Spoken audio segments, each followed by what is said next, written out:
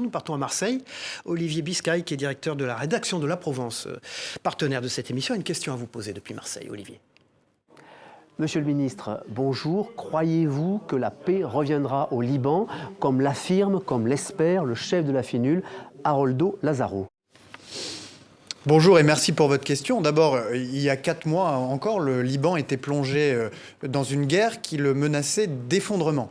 Grâce à la mobilisation de la diplomatie française, aux côtés de la diplomatie américaine, nous avons obtenu d'abord un cessez-le-feu, puis nous avons facilité l'élection d'un président pour le Liban, qui n'en avait pas depuis plus de 2 ans, puis la nomination d'un Premier ministre, et aujourd'hui, un nouvel espoir est né au Liban que nous voulons accompagner. Est-ce que tous les problèmes sont résolus? Pas tout à fait. Il reste, même si les troupes israéliennes se sont presque intégralement retirées du Liban, une présence au sud du pays.